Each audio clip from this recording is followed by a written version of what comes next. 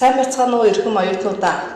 За бид өмнөх хичээлээрээ хэллэг ба хэллэгжих хэлбэрийн тухай авч судалсан байгаа.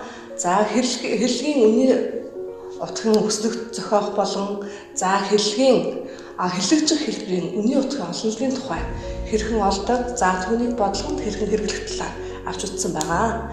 За бид өнөөдрийнхөө хичээлээр каунтертай хэллэгийн тухай ойлголтыг судлах болно. За бид математикийн математикийн хэллэгийг томьёолтыг бол олон янзаар математикт бол томьёолдог өгүүлбэрийг жишээлбэл босоо өнцгийн теоремыг бол бид босоо өнцгүүд хэмжээгээрээ тэнцүү мөн хэрв өнцгүүд босоо байвал тэдгээр өнцгүүд хоорондоо тэнцүү мөн өнцгүүд хоорондоо тэнцүү байхын тулд тэдгээр нь босоо байх нь хангалттай гэх мэтчтэн олон янзаар бид томьёолдог. Мөн математикийн өгүүлбэрт бүх бүр ядаж нэгэн зарим нь гэх мэт үгнүүд бол байнга тааралддаг. Жишээ нь тэгшүнцгтийн эсрэг талыг шинж чанарыг бол бид дурын тэгшүнцгтийн эсрэг талууд нь хэмжээгээрээ тэнцүү гэж томьёолдог. Тэгвэл бид математикт бол дараах өгүүлбэрүүдийг бас хэрхэн ойлгож хэрхэн судлах талаар бид өнөөдрийн хичээлээрээ ойлгож авах нэ.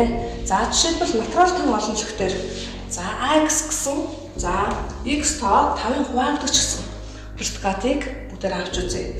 Тэгвэл x тэнцүү 20 үед бид 20 гэсэн тоо 5-ын хуваагдагч гэсэн хэллэг болно. 5-ын хуваагдагч гэсэн хэллэг маань үнэн утгатай хэллэг үүсгэх нэ. Тэгвэл x тэнцүү 17 үед болохоор 17 гэсэн тоо маань 5-ын хуваагдагч. Тэгвэл 5-ын хуваагдагч болж чадахгүй учраас энэ маань худлагдахтай хэллэг үүсгэх нэ. Тэгвэл бид энэ хэллэгжих хэлбэрийн өмнө ямар ч гэсэн өгүүлбэрийг ойлгож тавихад ямар ч x тоо 5-ын хуваагдагч гэсэн хэллэг үүсгэх. 5-ын хуваагдагч. Тэгвэл энэ хэллэг маань бид нар яг үнэн үү худлаа гэдгийг бид нар тодорхойлохын тулд бид нар зайлшгүй квантрын тухай судлах хэрэгцээ шаардлага гарч ирнэ. Тэгвэл энэ дээр бид квантрыг бол ерөнхийдөө бид нар дотор нь хоёр ангилдаг. Ерөнхийллийн квантр гэж тэмдэглэдэг. Ерөнхийллийн ба мөн оршин байхын квантрыг гэж тэмдэглэнэ. Тэгвэл ерөнхийллийн ба оршин байхын квантр гэж хоёр ангилдаг байна. Тэгвэл математик бид ерөнхийллийн квантрт бол ямар ч бүр дурын гэх мэтчтэн үгнүүдийг ашигладаг. Оршин байхын квантрт бол оршин байна, зарим нь олдно гэх мэтчтэн өгүүлбэрүүдийг ашигладаг байна. Тэгвэл бид дээрх өгүүлбэрийн хувьд болохоор жишээлбэл энэ математик бичгээр бичигдсэн ерөнхийллийн квантр оролцсон өгүүлбэрийг бид юу гэж өөрчилж болох вэ гэхээр ax гэсэн энэ өслийг хангах дурын x гэсэн тоо маань ax гэсэн хэллэгийн утгыг ханганаа. Эсвэл ерөнхий оршин байхын квантраар бичсэн тохиолдолд бид бол ax гэсэн хэллэгийн хэллэгжих хэлбэрийг хангах x гэсэн тоо олдно гэж гэх мэтчтэй бид нар квантрыг бол математикт уншдаг байх нэ. Дараах жишээний хувьд бол x бүрийн утга нь тэг 1 4 гэсэн олонлогт тэр илэрхийллийн утга бүхэл тоо байна гэсэн.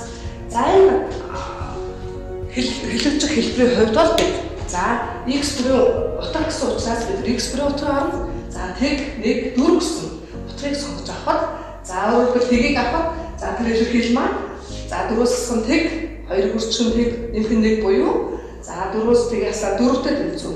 Тэг гэсэн утгыг авахад 4-өөс тэгийг хаслаа хуваах нь 2-ыг хүрчэн тэг гэсэн учраас 1 гэсэн утгаар гарч ирж байна. Өөрөөр хэлбэл тэгийг авахад 4 гэсэн утгаар гарч ирж байна.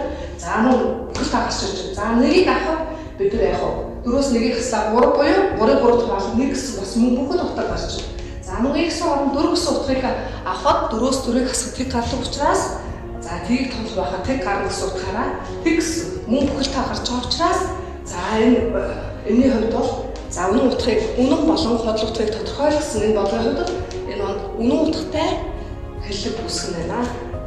За бид энэ хэллэгийн хувьд бол үгүйсгэлийн тухай бүгдээр авч сонирх юм. За гэсэн хэллэгийн хувьд агийн үгүйсгэлийг бид гэж тэмдэглэдэг байна. За тэгвэл үгүйсэг гэж юу хэлэх вэ гэхээр бид нар үнэн утгатай хэллэгийг өвчнөдөө худал утгатай тэгээд тэмдэглэдэг. За тэгвэл үнэн байхад худал утгатай, худал байхад үнэн утгатай байлгадаг хэллэгийг бид хэллэгийг үгүйсгэл гэж томьёолдог байна. За жишээлбэл бүгдээрээ 27 гэсэн тоо 9 дугаартан гэсэн. 27 гэсэн тоо 9 дугаартан гэсэн. За энэ хэллэгийг сонирхож үзье.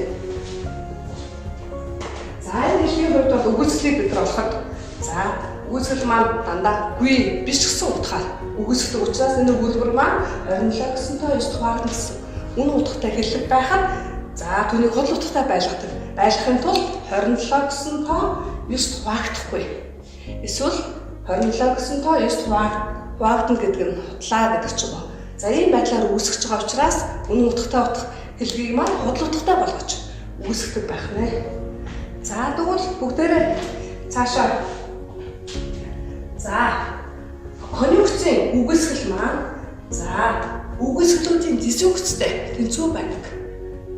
Талаарх энэ тэнцвэрийг мөн цаашид энэ тэнцвэрийг бүгдээрээ юу гэж хэлдэг вэ гэхээр Диаморгоны хууль гэж хэлдэг. За тэгвэл бид энэ Диаморгоны хуулийг цаашид бүгдээрээ үнийн утгын бүснэгтийг ашиглаад бүгдээрээ батлаарай. За мөн гэрээ даалгаварт бүгдээрээ дараах бодлогуудыг бодож ирээрэй.